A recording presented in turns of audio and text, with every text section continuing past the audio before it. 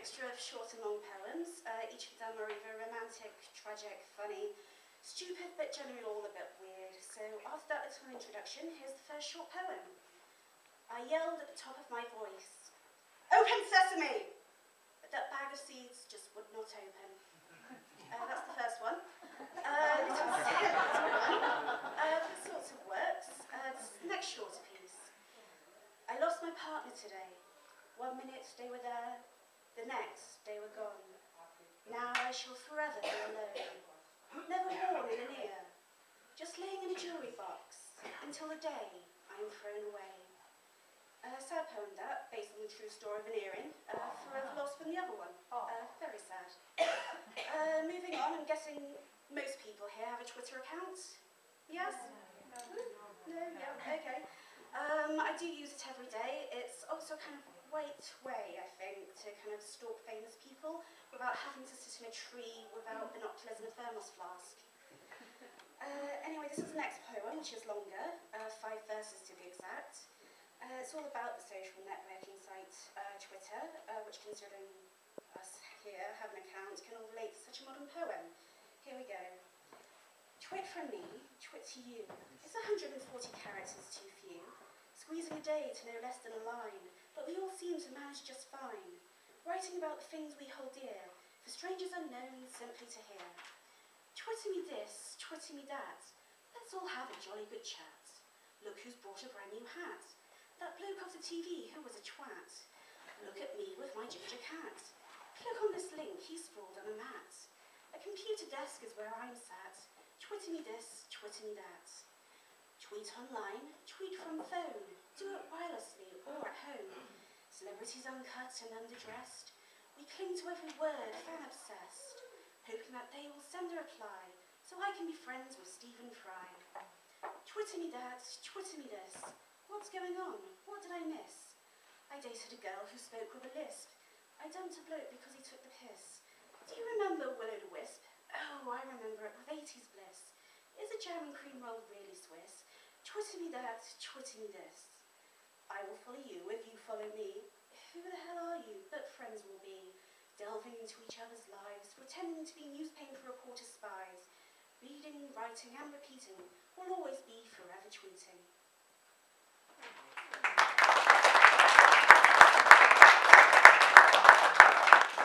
Still very nervous, leg shaking at the moment.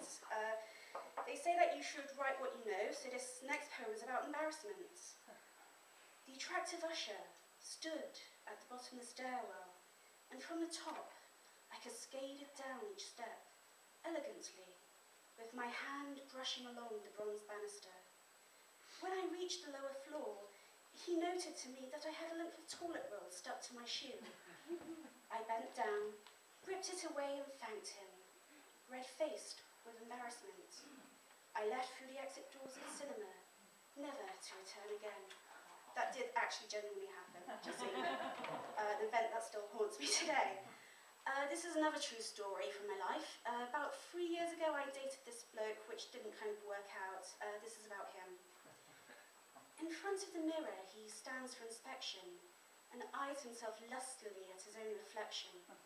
He smears bright red lipstick across his lips and pulls the short denim skirt over his hips. He stuffs his bra each with a rolled up sock and fiddles with the strap that hides his cock. He cakes his face with thick orange foundation to hide the earliest signs of razor laceration, gluing eyelashes to each upper lid of an eye, hiding his fruited protrusion behind a scarf tie. Delicately he brushes his lengthy blonde hair, constructed by a child from Tiananmen Square. Thigh-high leather black boots in a size 10, our cross-dresser Ben now becomes Jen.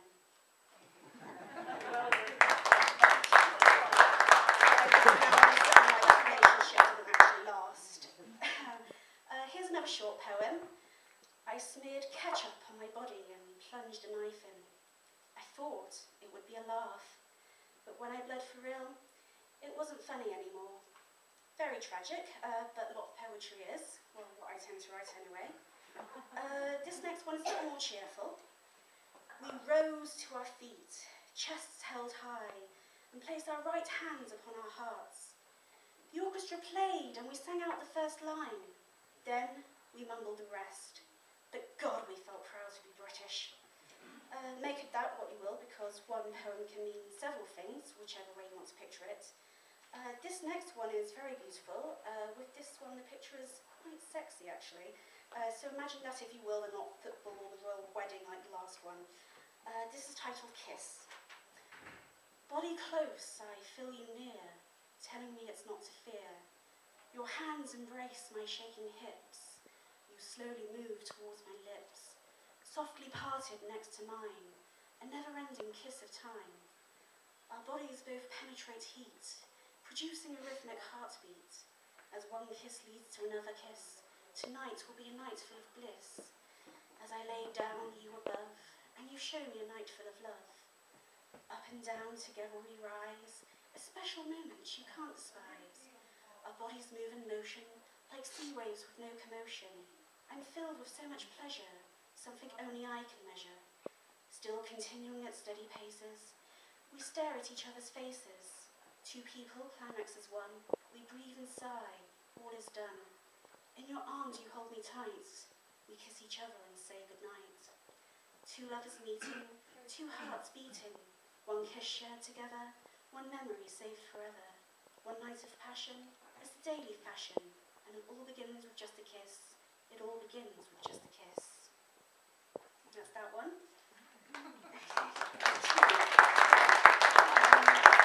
actually read aloud that poem to a best friend of mine, who I've known for about 14 years now. Completely freaked her out. She said it was weird to hear her best friend speak in this sexy way about an intimate relationship.